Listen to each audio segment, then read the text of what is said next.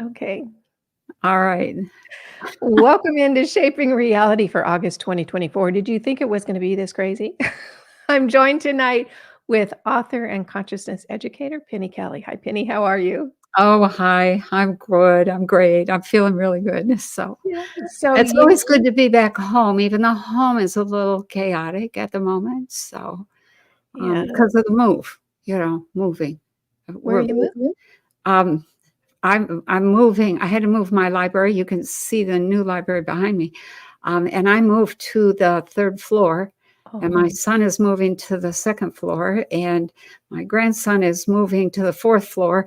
And so that's kind of a round robin thing. And yeah. so we have chaos everywhere. So, Chaos. Well, yeah, you'll get it figured out. Why don't you tell us a little bit, just a little snippet of where you've been for the last couple weeks? oh, wow. Oh, guys, I went to the Tesla Technology Conference and I presented there, and I was really nervous. I was like, wow.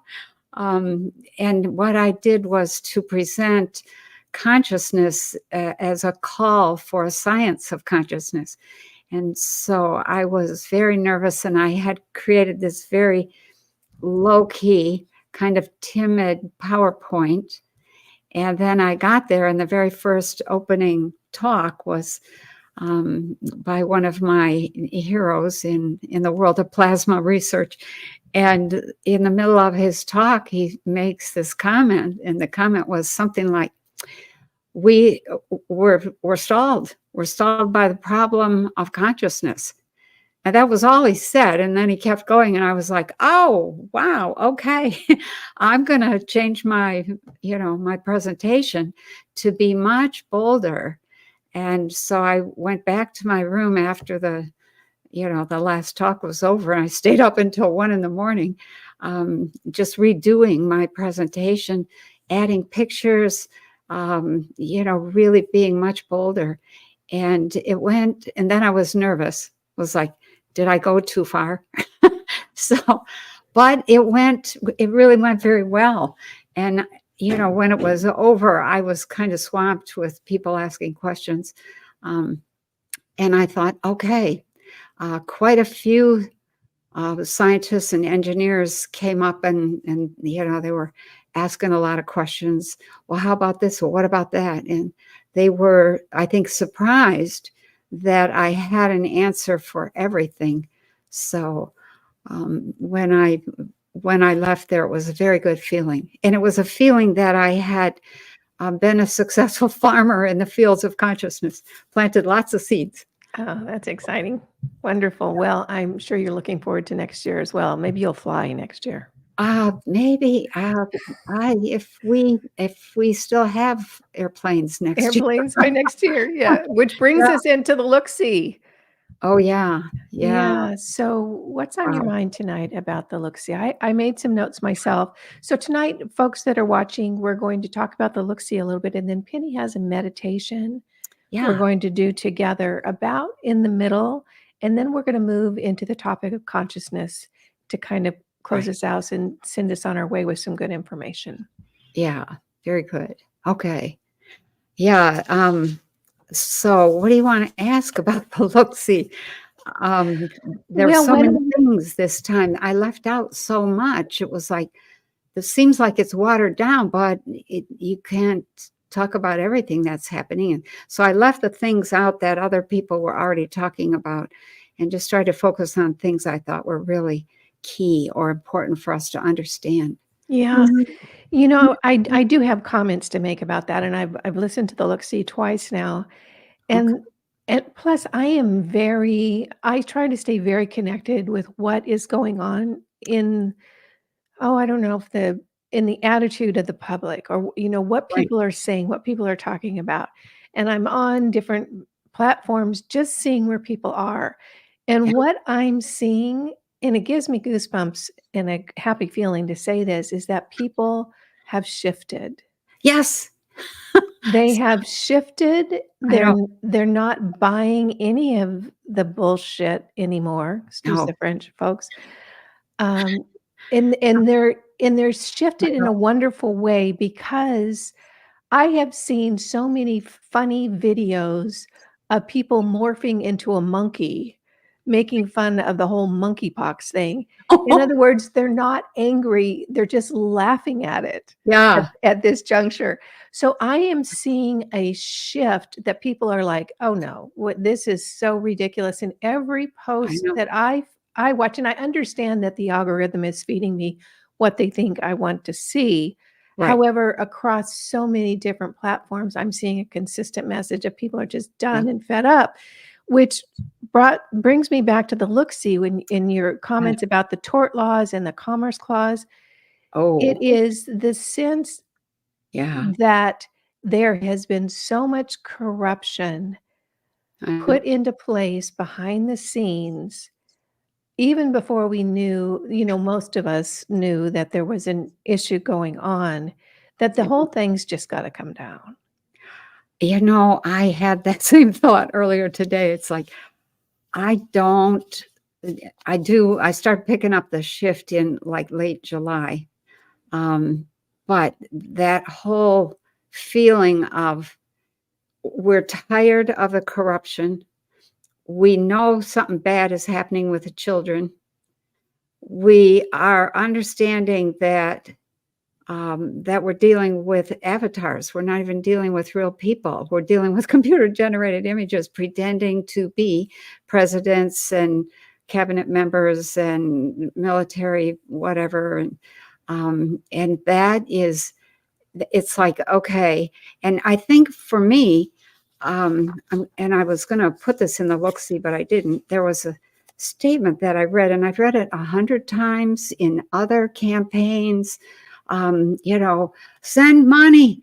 We need to win this state, or we need to get control of this region, or this government, whatever. And the way that struck me was just this. You know what? They're telling us they're buying our votes. They're buying our government. Whoever has the most money wins and gets to run things for a while. And it just struck me as we can't be doing this. Yeah. It isn't about who has the most money. It's about who has the best qualifications for the job. And I don't see any one of them having the best qualifications for the job. So I am in this place of, I don't see people being willing to play those kinds of games.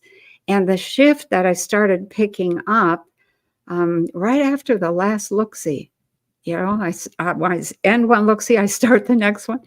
I was picking up this shift. I wondered if it was triggered by the Trump attempted assassination, the controversy around that, the similarities between the JFK, it's a lone shooter, and all that stuff. But all of that sort of congealed into this gut firming resolve that if I had to say a sentence that would kind of characterize that resolve, it would be, okay, try it, sucker. That would be it. Mhm.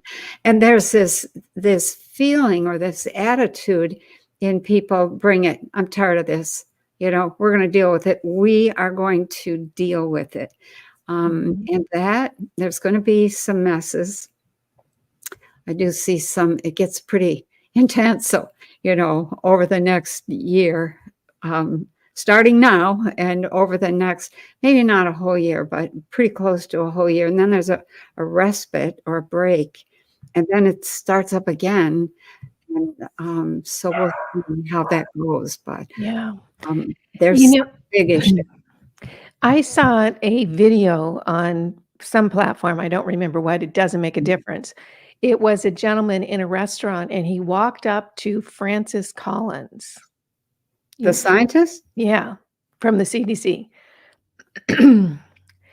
And he was filming it, and he said, "Mr. Collins," and Francis Collins was there with his wife having dinner, and the guy says, "You belong in prison along with Oh, Ralph Baric, Peter Daszak, and Anthony Fauci. You have killed and maimed so many people." And he went from being, smiling, like, "Oh, someone recognizes me," to just his face just dropped, and his poor little wife next to him's mouth just dropped open Oh, wow. in public on film and then posted across every platform. Wow. And it made me think of Cliff High's Webbot report that says they're not gonna be able to go out on the street anymore. Oh, that is true. I have been seeing that for a while now. Mhm, Somebody's gonna be the unfortunate first one, and mhm. you know how people copy, so other people are gonna say, "Oh, that's how to deal with it," and they're gonna go and do something, that takes out somebody else that they don't like, and gets messy. So Well, and I can't imagine that things will unfold any differently, at least I can't see that based on what our perceptions are in this reality right now. yeah, true. However, I do see just a complete being everybody's done. Yeah, They've lied that's to us right.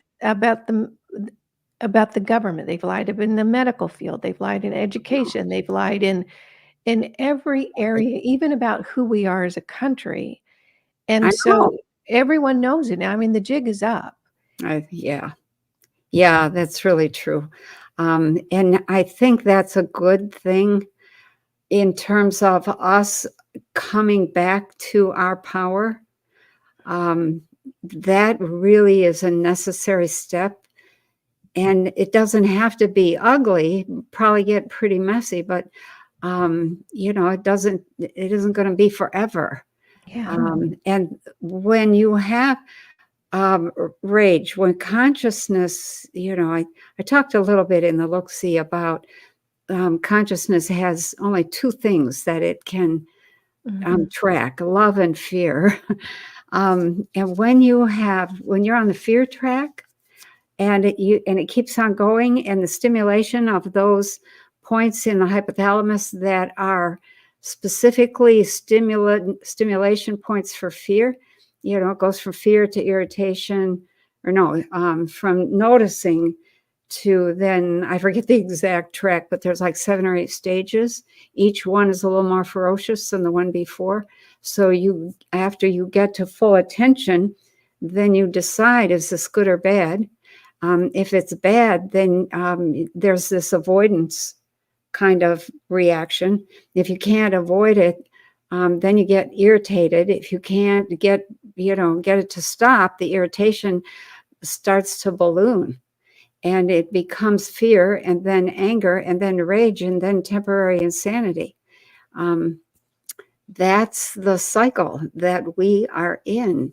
And when you get to the point of anger, all of your chemistry is oriented to that kind of anger. And now you have two options. One is you act it out, or two is you do a primal scream. Mhm. I don't see people knowing that, number one. And the primal scream would be, as a population, I don't know that we could all scream together, or even that we would need to. But the problem is that people don't know about that. And so what's the alternative? It's acting it out. You have to act out and use up those chemicals. Anger is a chemical state, and rage is even worse. And the more enraged you are, the more strength and power you have. And if you've ever dealt with somebody who's like I had the opportunity to be in a group of people, women, who were at a clinic. This is a long time ago. We went to a weekend, uh, like a weekend seminar thing at this clinic. I think it was in Allen Park, Michigan. And we were working on relationships, and coming into our own power and all that kind of stuff. And one of the people at the conference was a young woman, who was schizophrenic. She might have been 16, something like that, 14, 16 years old. She was young. And she got into one of her schizophrenic rages for some reason, I don't know. And that girl grabbed a hold of a steel door on the wall and ripped it off the wall, and then was chasing us down the hallway, swinging that door, and causing absolute utter chaos. And I was stunned at the strength of that girl. Unbelievable. And then finally, the couple people who were leading the weekend talked her into quieting down, but she still had that door in front of her and was threatening to hit anybody who came close to her. And finally, she put the door down. And, the rest of the weekend was a little bit unsettled. But the strength that temporary insanity gives you is unbelievable. It's not earthly. And that's where we're very close to that kind of rage. And I don't want to see that unfold. I don't want to see people get hurt. Well, let me ask you this. Do you think that does the energy field feel to you like that type of rage, or does it for me, my attitude is, "Yeah, I'm not doing that." I mean, it's like it's like I'm just, oh, I'm not doing that. Yeah, So it is. I can't get anything up for it anymore, you Yeah, know? right. Yeah, it's don't bother me for a lot Yeah. of people. And that's really very good because that adds a stabilizing effect. There are some people who are incredibly angry. There are some people who are going to be paid to act angry. There are some people who are going to be hurting. Um, it looks like we have a tangled mess coming over the next couple of months, financial and war, just those two things alone. And then problems with food systems. So people they're like at their last nerve. Don't ask me to do anything. Don't ask me to be there for you. Don't ask me for another darn dime. Dot, dot, dot, dot, dot. And that is really where some people are at. I think that people like yourself and probably a lot of people that are listening, are people that are going to hold this amazing, stable place. And that, those who are angry will wear themselves out with that anger. Hopefully, they won't do anything that hurts themselves or their future. But then there's this large, huge group. And if you look at statistics, the statistics go something like this: 3%, 3% of a population are all that's required to start generating some new ideas and new thoughts. And if that doesn't die out, then 10% is enough to change the attitude a little bit, but only temporarily. And if it continues to grow and it gets to like 20%, some people will change their behavior. When it gets to 25% of the people who are thinking in this new way, now you have a change of what are called norms, what is considered to be normal behavior and acceptable. And at 30% and above, you have the makings of an entire revolution. And that's really, we're almost there. Yeah. So, and the revolution doesn't have to be violent. It can be just, I'm not doing that anymore. I'm doing this. And that really is where we're at. So that process of letting things grow, I can't tell you how many times my own people have said, don't quit, you're almost there. And I'm like, almost where? And finally, they said, look up the statistics for change. And so I forget what I put in to Google, but I started doing some reading and some research and was like, oh, okay. And so then I went back and said, you mean we're almost to the 30%? And they said, yeah. So I'm like, okay, all right. Yeah. Yeah. And I agree with that just based on what I see. I had Yeah. an experience, and now let me just guys tell you my background. I am an aged out soccer mom. I'm not a consciousness teacher like Penny. I'm the lady next door that, Okay. that's where I'm at, yeah, on the planet, the lady next door. I love it. Oh my. I was listening, and this is not a political statement. I listen to a lot of stuff. I was listening to the Trump Musk interview. When they got to the point that they started talking about energy and drilling, I had to turn it off because I was so disgusted that we're still pretending like zero point energy is not on the planet.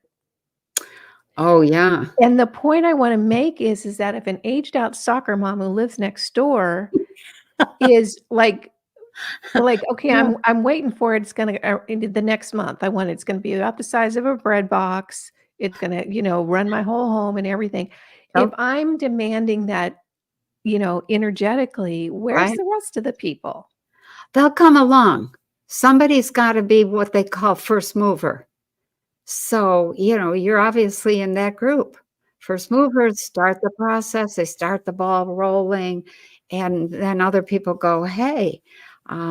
So yeah, I do see so many changes in the way we live, in the way we think about the world. Um, there's there's some things. Nah, let me not say that. I'll just say I I no, know say it. I know I can't. I can't. I just know that there's some big information is coming, okay? Big, Okay, uh, okay. planet-wide, big changes in the history, in the acknowledged history of our people and our planet, and it's much more in alignment with truth, okay? Okay. So, Love hearing that. Here's one question I have for you. We have this whole political scene, it yeah, particularly in America, but around the world as well. yeah, I'm having this sense, Penny, that the real shift in our systems is yeah. not gonna come from the political arena. Oh, no. It's these guys that are working behind the scenes, and they're doing stuff, and all of a Mhm. sudden, that whole political thing and I'm getting goosebumps, so that tells me I'm on track. Yep, The whole political thing is just going to crumble and fade I away, know. and we're going to march forward with technology in all types of different areas that's going to be brilliant and sustainable Yeah. and good for humans and good for the planet. One of the things you hear at the Tesla Technology Conference is all the guys working in their garage or in their basement, um, that have done amazing things, energetic wise, just healing wise, et cetera. And that's like, you know, right there, you know, right there. And the old system is about to drown in new information and new technology that I think is going to cause the old guard, the old guys, to be quite upset. Like, oh, you can't do that. You can't. That's not fair. I'm like, what's not fair? You think you just get licensed to screw us for the next 500 years? No, Yeah. sorry. And the And frustration for me, particularly with the energy sector, is a few multi-billionaires oh, want to keep the gravy train running into their bank account at the expense of millions of people who are living and dying in poverty and despair. I know. I said in the look-see, I think at the end of it, that's one of our biggest lessons is letting just a handful of people get all the money and then try to control everything. And one of the things I learned long time ago, about very wealthy people is that they don't think about the people. Some people think about people. Some people think about equipment. Other people think about money. And so the ones who only think about money don't really, I don't know what's missing in their brain, but they don't connect the things that they're doing with the people and how people live, and they don't care about the people. So that makes it, all the much more egregious in my mind. But they are always looking for what kind of scheme can we put in place that will allow us to make big money? They're not interested in little money. They aren't. They aren't interested in anything that helps mankind. They're only interested in big, big projects that force the destruction of the old in order to have an excuse to promote the new, which then, somebody's busy tearing down the old over here. But over here, there's all kinds of deals that are being made that are worth billions of dollars. That's the way they operate, and I think it was the day that Hurricane Katrina was hitting New Orleans, and there was a meeting going on here at the farm, and they were all financial people, and they were people who created financial instruments, and they were talking. I brought this up somewhere. I don't remember where, but they were talking about, let's create a new kind of corporation. It was called a B Corp, for benefit. So those kinds of corporations would be for profit, but they operated for the benefit of the people. So they were trying to do something that was good, but the rest of the conversation was, well, we created this instrument and we set up that ETF and we did this, and this one did well, and that was not doing it. They were creating financial instruments to make money with, and they were making money, big money, hand over fist. And I was listening to this total, farmer with zero background in finance and going, OMG, that just blew me away. For some reason, up until that point, I thought, or had the attitude, that finances were sort of made in heaven and just descended upon us, and we either went for it or we didn't, or we couldn't afford it or we did, or whatever. But what became clear to me that day is that there are groups of people, and they were highly connected, and they were making up stuff that would allow them to get people to buy their instruments, invest in them for minimum return, and voila, they would have a fortune. So Now, doesn't that go right back to the brain can only function from love or fear? yeah, So they're living in fear that they're not gonna have enough. I mean, it's just kind of a simple equation. yeah. Anybody can figure this out. Isn't it just about the fact that they're completely incapable of feeling comfortable enough to love? I don't know. They were such an unusual group. And since then, I've listened to many financial people, and they all are the same. They only focus on what are the returns, and they don't ever think about, well, what about the earth? Well, what about the habitat? What about the people? What about the disruption? Who's going to want to do that job or that work for that amount of money? And that blows my mind. It's like, Yeah. you guys, that's not going to work long term, and they don't expect it to. As soon as they get something rolling, they're on to creating the next thing. So, yeah, it's definitely a game, and it's a game played by people that never get filled up ever. Yeah. Yeah. Yeah, Well, there it's you go. kind of sad. Well, we're about halfway through the hour. What do you say we jump into the meditation now? And then I have Okay, a bunch of questions about consciousness that we okay, can all go right. through. So you guys, I have this little meditation. It's kind of like a guided meditation, and it's not real long. It's maybe 10-15 minutes. So it starts where you just sit down, you get quiet, you close your eyes for a minute, and imagine that you're in your kitchen, okay? And you go to the cupboard and you get out a large bowl and a stirring spoon, big spoon to stir, okay? And then put the bowl on the cupboard, and then go to your refrigerator and get out a half-gallon carton of white light. Just pull it out of the fridge. Okay, imagine that same size as a half gallon of milk. but it's a half gallon of white light.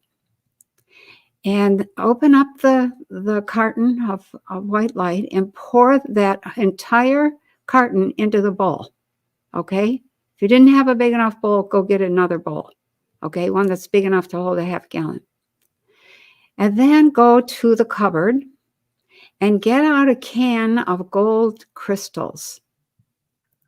Okay, go back over to the bowl and pour the gold crystals into the bowl of white light and begin to stir gently, mixing well.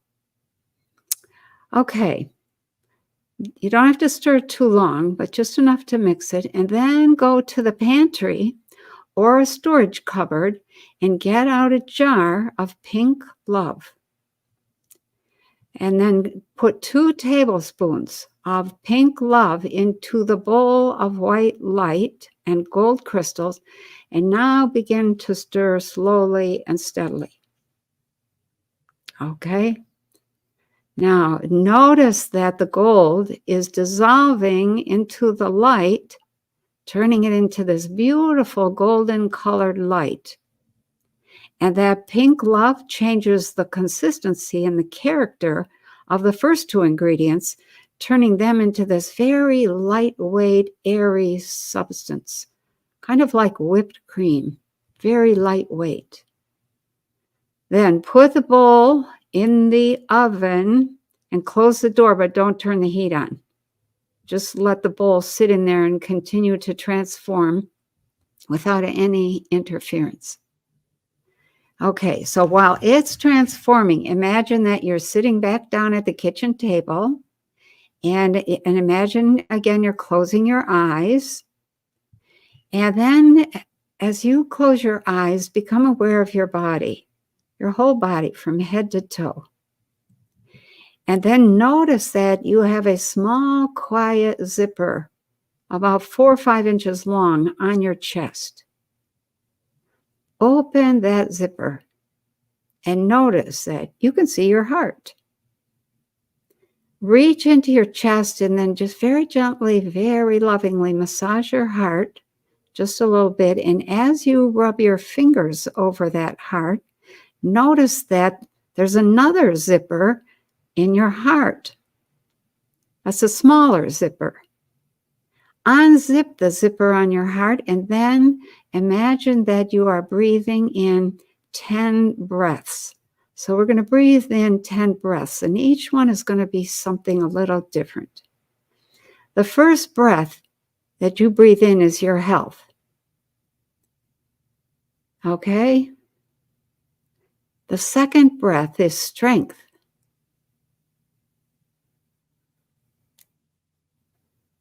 The third breath is beauty.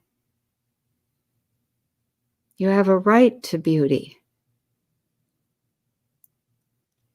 The fourth breath is knowledge.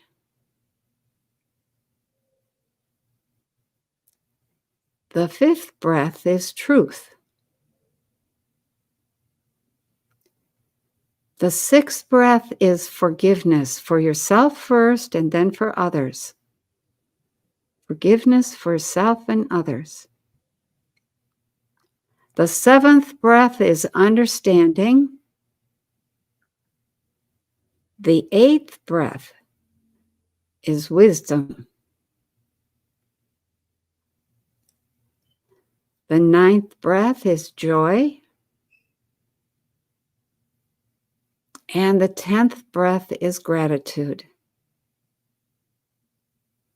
Then take one final breath in. Well, it's not your final breath, but it's one last breath for the heart. And then close the zipper on your heart. And let it pump all of those gifts throughout your body. Feel all those gifts all the way down to your toes. Feel it in the feet, the heel of your foot, behind your knee, in your hips, your thighs. Feel it in a small part of your back, all those amazing gifts moving throughout your system. And then zip up the zipper on your chest. Then notice that on your forehead is a small button. And when you push that button, the top of your head just unlatches and springs up, sort of like the cover on an old-time Jack-in-the-Box kind of thing. So close it down for a moment, just for a moment, now that you know where the button is and how to open it, and go get the bowl of golden pink light from the oven. Then get the tablespoon you were using earlier. Now sit down at the table, put the bowl of golden pink light on the table, and then push the button on your forehead and let the top of your skull pop up again. Then dip the tablespoon into the bowl of golden pink light and just kind of drizzle it around the skull, around the brain.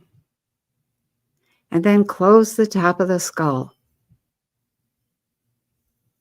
Sit quietly for just a moment and let that golden pink light saturate your awareness. Let it bring you to this deep awareness of yourself. You're a separate region in this soup. Let it bring awareness of the people in your life, of the animal world all around, and of course the plant world. Then the planet and the world, the whole world of like suns and moons and stars and that kind of thing. And then other people around the cosmos. And then be aware of the entire cosmos. It's at your fingertips. Okay, let that pink love saturate you to the point that you fall in love with yourself and develop a sense of humor that reminds you you're human. You're human. And even with all of what you might think of as gifts and shortcomings, all together, don't leave anything of yourself out. Know that you have begun to unfold your tremendous potential. That pink golden light is amazing stuff. Then, once you've done letting that awareness saturate you, then get up and go get a large jar, like a curd jar, canning jar, ball jar, and put the remaining golden white light mixture into the jar. Then put the jar in the refrigerator. And any time you need another dose of enlightenment and awareness, take another tablespoon. Just to open up the top of your skull, drizzle it in, and let it saturate. Once you've put the jar in the refrigerator, go back and sit down for just a moment. Take another breath. And finally, slowly return your attention to the everyday world. As you go through the rest of the week or the month, know that your heart is full of good stuff. And your mind has had a little dose of understanding and enlightenment. So you now know that anything that happens in the world can be treated with your special concoction of golden pink light, and that it will carry you into an even more expansive consciousness with many more options. And keep yourself quiet inside as you move through the days. And take a deep breath and return to your environment, wherever you are. Okay? That's it. That was wonderful. Thank you. All right. I think one of the things that I hope people will understand is that when you do something like that, It doesn't, it's not pretend. Okay? So it has an impact. So I tell my students all the time that the symbolism doesn't just represent the experience, it actually contains the experience. And so when you go through those motions in your consciousness, consciousness doesn't differentiate between what you imagined and what you actually experienced. It's all real as far as consciousness is concerned. So, with that, you said you had some questions about consciousness. Do you want to ask them? I have a lot of questions, and then I wanna wrap up with a question about All right. our reality and how we shape our own reality. Okay. When when we think about the true origin of Earth humans, Uh-huh. the meat suits now, we were genetically modified Hmm. to be good workers, but to not have an expanded consciousness. Um, well, yes and no. Just keep going. My understanding, and correct me if I'm wrong, is that our DNA was a little tinkered with to make it a little harder for us to perceive outside of a very narrow range. And that is the current whatever going around. Okay. Here's my question. First of all, is that the case? And then that moves me into if consciousness is one of the features of consciousness is awareness. Right. And human awareness is so narrow. I mean, it's so very narrow. Why do some people, for instance, like you, have a Kundalini experience that opens up your awareness Mm, and some don't? And for those who have not had some transformative energetic experience like a Kundalini awakening, yeah. what can they do to physically open up those perceptions? Okay. So let's go back to the first question. Humans have been tinkered with, we'll say. Okay. So when let's see, how do I begin? um, so a human life, humans are responsible for reproducing humans. Okay. And maybe you've heard me say that before. So one of the reasons that I came here was because it was a suggestion of my teacher, one of my teachers. But the goal was to really get an in-depth understanding of how challenging it is for a population at the third dimensional level, at this frequency level, even though it's kind of a high three-dimensional, because there's layers within each dimension, but how difficult it is for them to transform, to reach a higher level, because they have to rebuild everything, everything.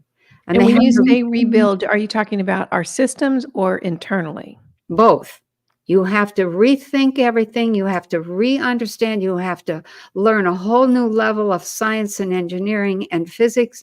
You have to reach a whole new way of doing your relationships, a whole new reason for being, and all new structures.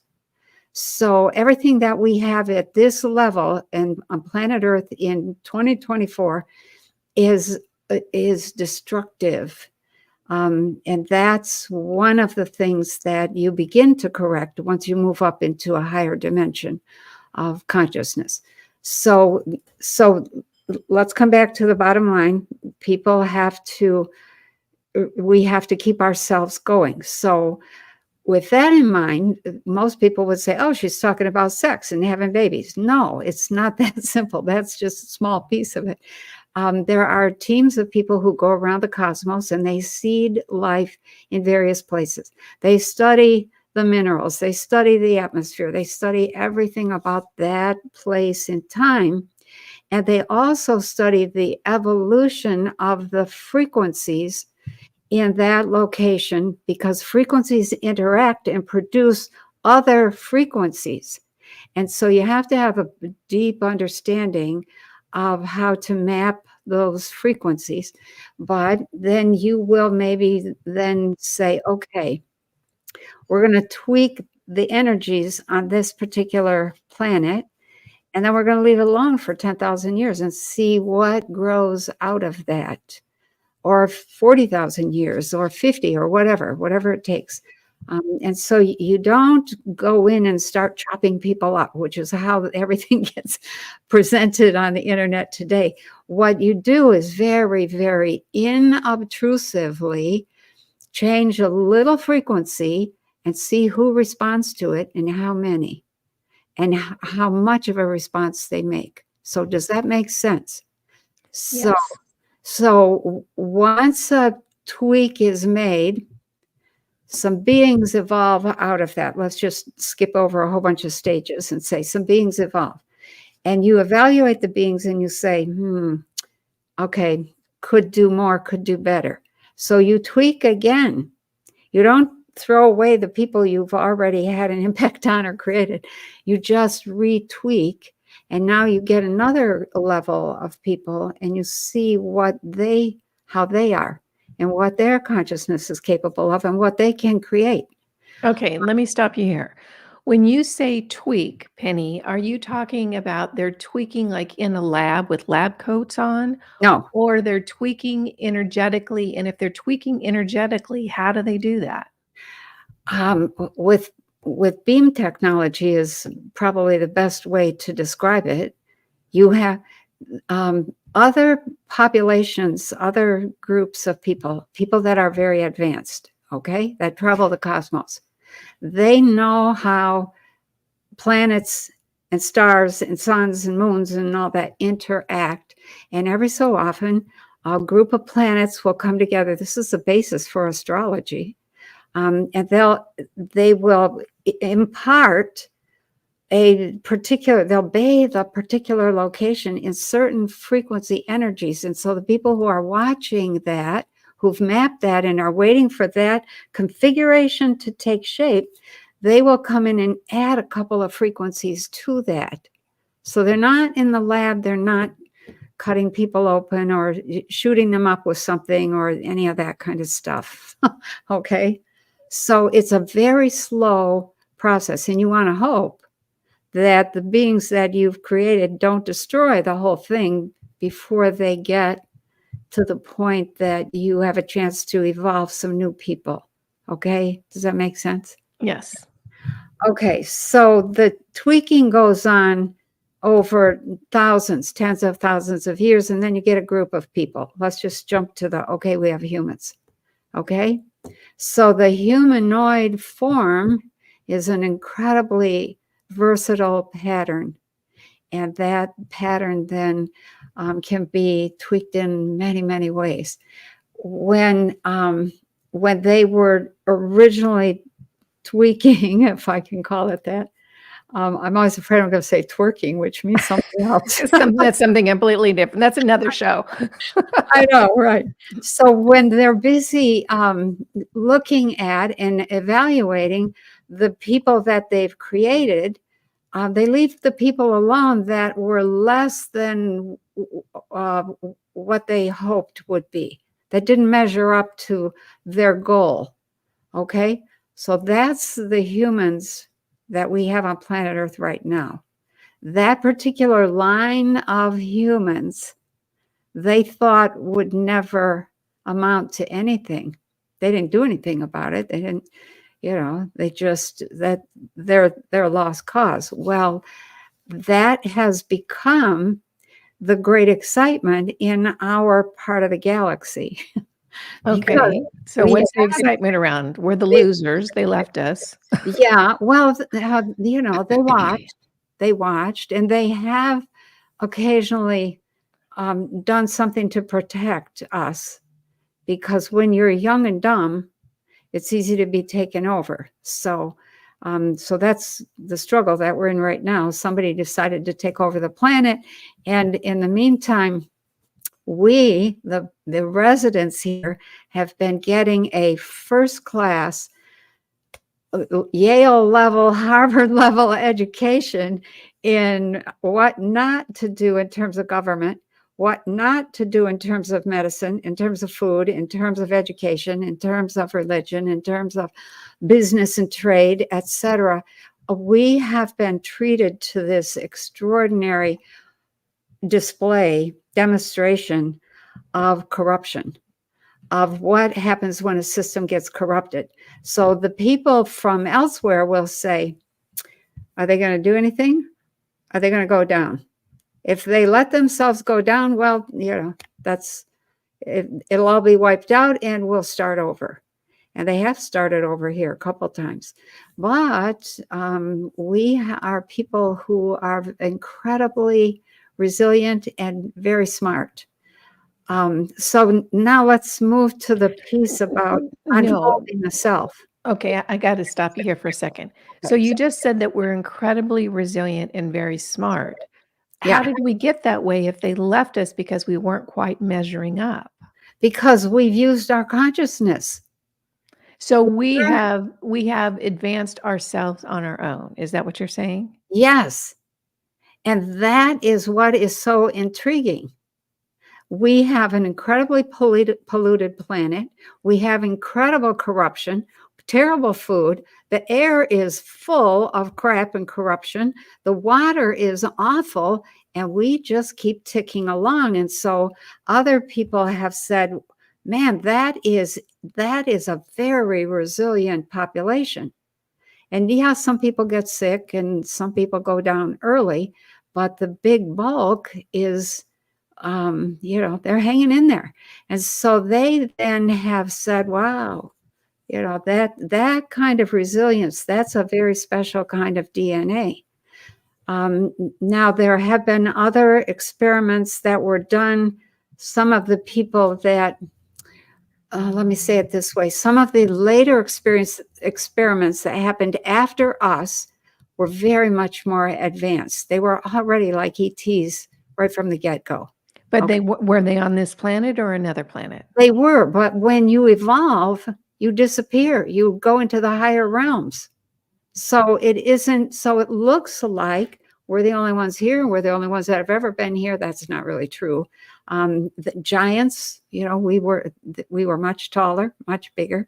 There've been a whole series of step downs in terms of size, because the smaller the size, the better chance of survival. And that's really where we're at. When you have to feed a 30-foot body, that's a lot of food. yeah. So when we hear from channelers, for instance, Penny, you are much more powerful than you know. Yeah, right. Well, if we started out as the clunkers that they just left behind, are they just fluffing us up so that we'll keep fighting, or? No, because consciousness is the feeling state of energy, and energy is the motion of consciousness. So this, so as soon as you leave oneness and move into duality, which is a wonderful step, people poo-poo that all the time. I'm like, stop that. Duality is what makes us have a chance to be alive. Because if you're back in oneness, you ain't there anymore. The individual does not exist in oneness. So anyway, that whole business of misunderstanding consciousness, if consciousness is the feeling state of the energy, and energy is the motion of consciousness, that should tell you right there, look at the power that we have in our head. Look at all the different kinds of energy that exist in the world. All of those are the motion of consciousness. And when you know or learn, and this is the goal for advanced consciousness, how to manage those energies, what you're really doing is managing consciousness. Consciousness is what manages those energies. And in the lab, when I was working with Dr. Levengood, that's what we ran into again and again was, holy cow, Plasma responds directly to consciousness, directly. Okay. And that's, we are not taught that. So we're taught to be dumb. We're taught to think small. We're taught to focus on stupid stuff, on things that do not nurture the unfolding, the full flowering of the human being. So the flower of life is an old logo, an old symbol indicating the full unfolding of the human, in which case you don't just have 7 chakras, you're nothing but a whole bunch of big chakras, and energy is coming in from everywhere. Energy is consciousness. So all of that consciousness is at your fingertips. And that's just not what we're taught. We aren't taught. And so it's, the goal is to educate people well enough that they begin to explore and begin to experiment and begin to try stuff. And then they discover, oh, wow, look what I did. Oh, dear. So why did you and why do others, not I'm not signaling you out or singling you out. Yeah. Why did you have a Kundalini experience and then another body does not? Oh, I've been asked that a million times. I just don't have a very good answer, but I have some answers. Okay. And so one of the things that is absolutely essential to reach higher consciousness. Now, I did not know this back, when I was 31, but one of the things that you have to do is follow your heart. Okay. Follow your passion, follow your heart. Why? Because in that is your connection to the Godhead and to the power that people are looking for. So when you start to follow your heart, come hell or high water, what happens is that you begin to have an active relationship with Source.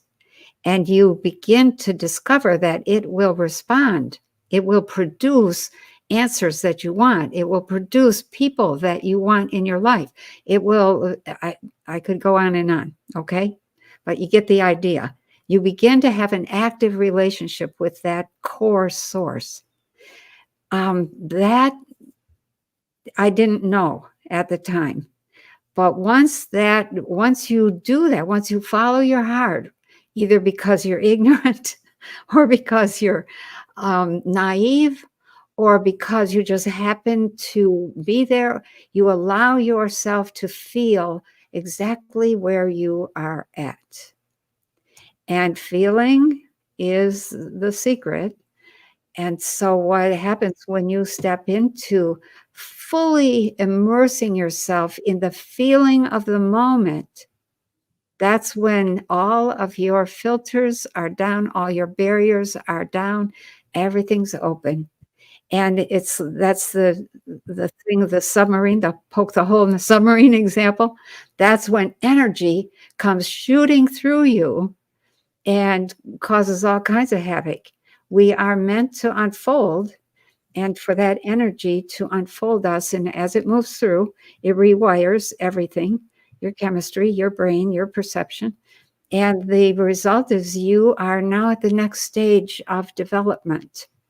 And it's a huge change. It's huge.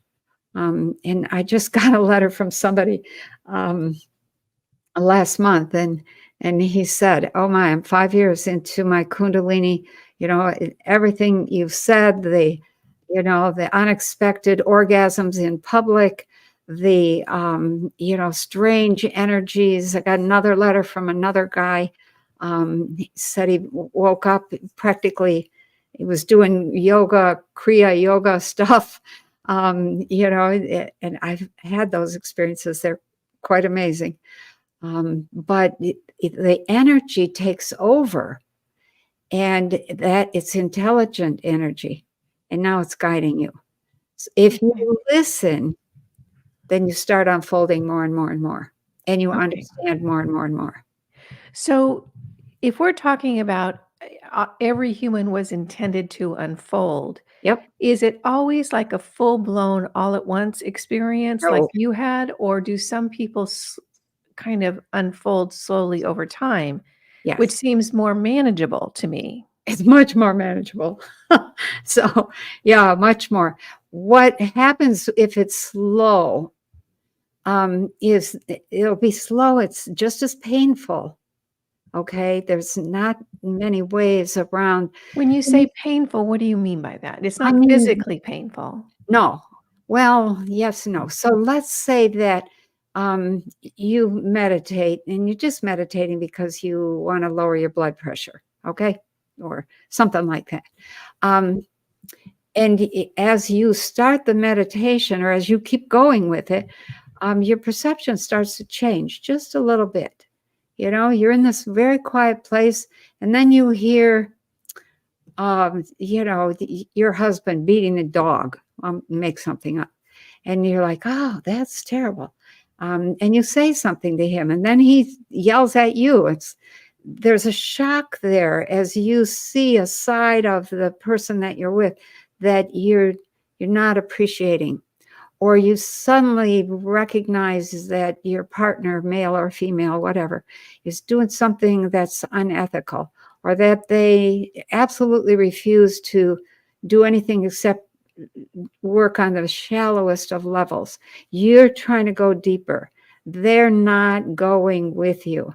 And so the pain is in watching that relationship Oh, break apart, and having the courage to stay with your own heart, to honor your own perceptions, and to reach for something more and better.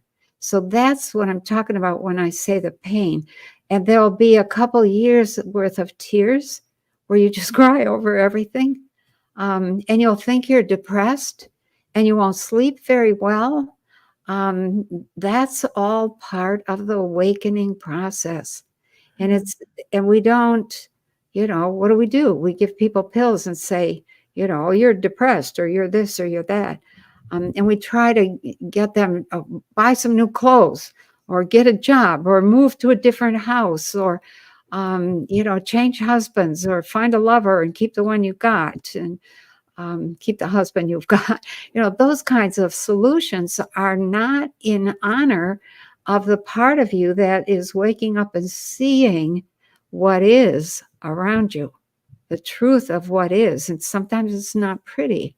And it's like so sad. And you realize it doesn't have to be that way. And so that's a very difficult period of time. It usually lasts 3 years, maybe 5, but it may not be the explosive thing at all, but it is relentless. And if you shut that down, you're probably going to get sick. You're going to get really sick. So you'll get some sort of disease. Do you anticipate that as we move forward, Penny, on this planet, humans, that this full engagement of energy is going to become the norm? Absolutely. I keep seeing it, and I was gonna say this in the look-see, and I didn't really address it. I thought I'll save that for next month, but because it was getting too long. But we are in a place where the more energy humans release, let me say it this way, the more humans who release themselves from the old ways of thinking and the old ways of doing, the more those energies, those people are going to emit a higher level of energy, and it's going to affect everybody around them. Okay. And the average person is connected to 150 people. Okay, so that's a chunk of people. And some of those people may complain and say, "Shame on you for, quitting your job," or just shame on you for wanting to do something that doesn't make enough money, or shame on you for getting a divorce or whatever. Um, they don't have a clue. They don't have a clue. But as we unfold ourselves, that awakening process is not quick. And for myself, it took 17 years after Kundalini because I fought it. I Mhm. shouldn't have fought it. It could have been much it could have been a 7-year process instead of 17. And when you say 7 years, do you mean to totally integrate everything and Yeah, feel like you're normal again? yeah, and to find new people, to Yeah. settle yourself, to establish a new career or get new education or new relationships, new outlook on life, et cetera, et cetera. It's a lonely journey. Yeah. And Yeah, I think that that's a common thing for a lot of people that yeah, are a little awake and aware it's lonely. Here's the last question I think I have now, and I'd okay, love to continue this discussion at some other time. When okay, you had your Kundalini awakening, I can remember you talking about it a while ago in a video, and you yeah, said you could hear the person half a mile away at the gas station what they were oh, yeah, thinking. yeah.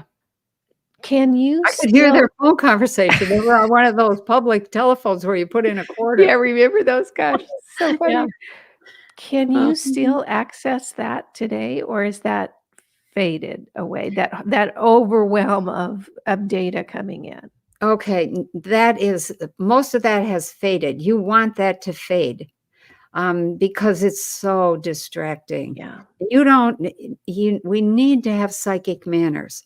Just because you can read people's minds, and that's a kind of a colloquial way of saying things. It's not really accurate the way it's expressed, but right. um, you want some manners, and that you have to make that part of your ethics.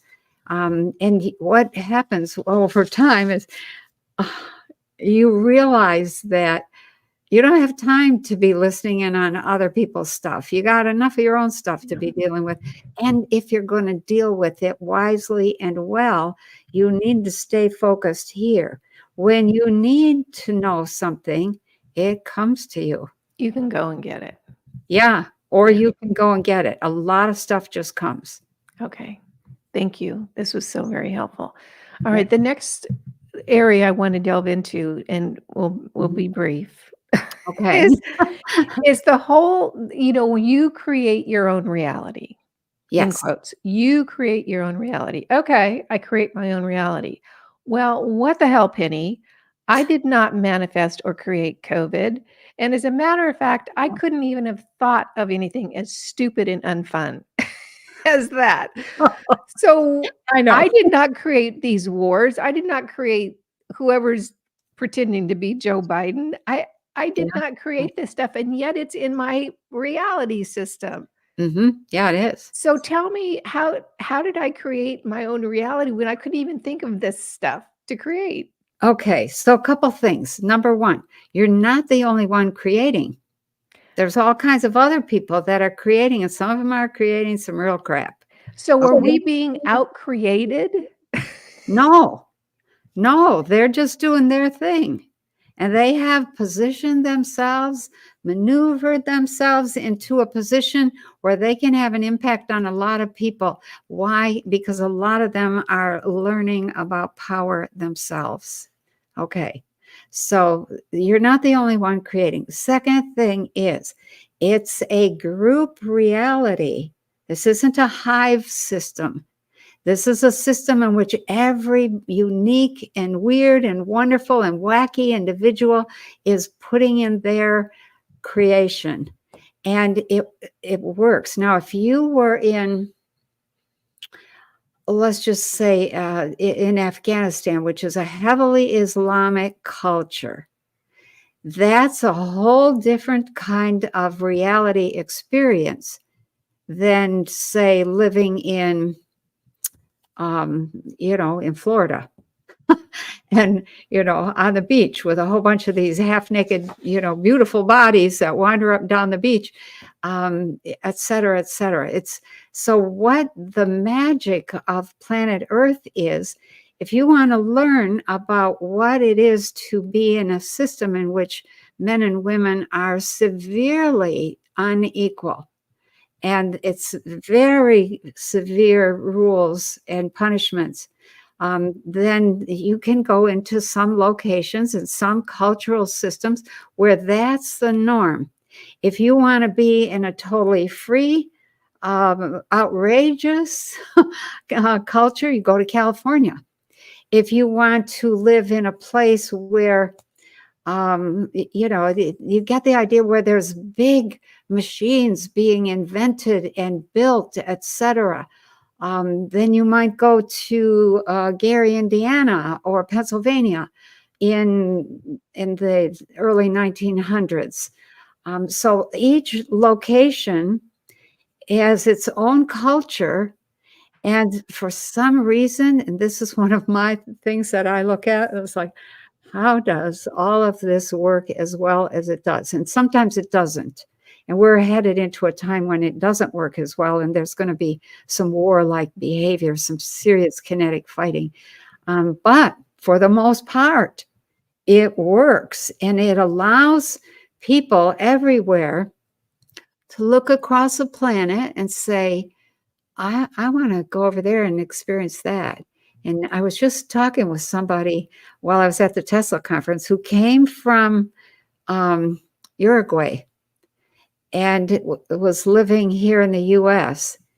And what I was aware of the whole time was that sense of her willingness to reinvent herself again and again and again by hopping from culture to culture. Mhm. And that's one of the magic things of this place, which I love. It's not like that every place. Okay. So we're not the only ones creating in our reality. So we're going to see in our reality things that we did not necessarily dream up ourselves. Yeah. So Okay. then we could say that what we really can manage is how we respond to those things. So, That's right. a lot of people during the whole COVID thing, they stayed in their house and wore a mask and did a lot of stuff. I started a hiking club. So my experience was different than Yeah, their experience. So in that sense, although I did not create COVID, what I created was my reaction to COVID. that's right. You Okay. create your own little world. Every Okay. single individual lives in a world of their own. The joy is in connecting that world to other worlds. So when COVID happened, I ignored it. It never happened as far as I was concerned. It was stupid. I went where I wanted. I didn't wear a mask. I did what I wanted. I didn't lock down. It was like, what's the matter with all these people? I still see people wearing masks. I I'm know. like, do you know how bad that is for you? I know. But they'll have their own lessons, and it says something about the mindset. People are defending and hiding at the same time. Yeah. So, So yeah. if we I'm trying to Well, tie this let me into add one more thing. If okay. you know your mind and you know thyself, quote unquote, and you know what you want and you know what you don't want, that's all you need to know. I mean, you can continue expanding and exploring, and we what do they call that? Cherry pick our experiences from everywhere, from everybody, thoughts, behaviors, etc. You'll be fine. Yeah. That's something that we think. We either have to hide or we have to protect ourselves or we have to defend.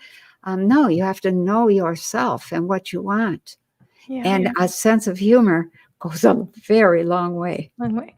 Okay, so to wrap these two concepts up, the expansion of consciousness and the ability to Yeah. perceive, what could you say that we have been out manifested in a way by the naughty boys?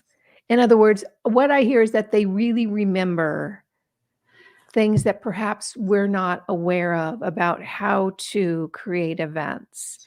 And as we expand our consciousness, maybe it just becomes a force within itself instead of a kinetic battle. Does that make sense? I'm not sure it makes sense to me, but let me try to answer a piece of that. Um, we haven't been out manifested. What we need to recognize is that there are cycles in everything. And once a cycle of corruption gets started, it typically is going to have to finish. If Okay. you let it finish without ever standing up, it's going to take you out, possibly. But if you watch it and then you stop responding, um, they're going to turn tail and run eventually. They're going to change their stance. And that's coming. That is coming. And I think that's going to be a response to what I was saying in the look-see, which is that there's been a shift and that people have decided, I'm not having this and I'm doing that. And that gets communicated telepathically as a frequency set. And those people that are at the top and the people who are below the top who are dishing out orders, and the people who are following those orders down at our level and trying to enforce the crap, they're all going to get that message. This isn't working. And I think we're going to see huge defections over the next 6 months. People saying, no, I never said that. I didn't do that. I didn't think that, I didn't make that rule. Yeah, And it wasn't me, except here you are on Instagram. yeah, right. I think that that is going to be a joy to those of us who have been holding the line. Yeah, So, wonderful. take heart, people. Yeah, and with that, what more can we say? Things are coming Yeah, up roses. right. Yeah, we're headed for a rough patch in terms of finances, in terms of, there's just some stuff that has to now get cleaned up. We'll put it that way. Yeah, So, yeah, have what you need for the next year so that going out is minimal, because that's what's going to be dangerous, is going out to try to find what you need. okay. And All not right. everywhere, only in some locations. So, Yeah. yeah. Okay. All right, this has been a wonderful conversation, Penny. Thank you so much Oh, for you're so welcome. generously sharing your time every month and answering Oh, endless questions about things that seem probably very simple to you. well, they are, but I understand because I was there, and the little bit of understanding I have was a hard one. And it's like, okay, guys, let's make this easy. Yeah, This is how it works. This is what to be aware of. So, yeah. yeah. Okay. And you Um, can find Penny at pennykelly.com, and she's also, of yeah, course, here on YouTube and Rumble and yeah. BitChute and just about everywhere. Patreon. I've been a Patreon member since the very beginning. I think I was number 1 or number 2 in Oh line. my goodness. And you can find me here on YouTube at Journey to the New Earth. Yeah. You can check out videos there. Penny, thank you again. This has been Oh, you're wonderful. And welcome. thanks everyone for tuning in and listening to our conversation. We I really know. appreciate you showing up. Yeah. Yeah. We've been on the journey for a while, and it's about to get exciting, you guys. So hang in there. Yeah. Get your popcorn. There you go. All right. Okay. All right. Thank Thanks, you. everyone. Thank you Bye-bye. so much. So, want to say goodbye? Bye, Goodbye. everybody. See you next month.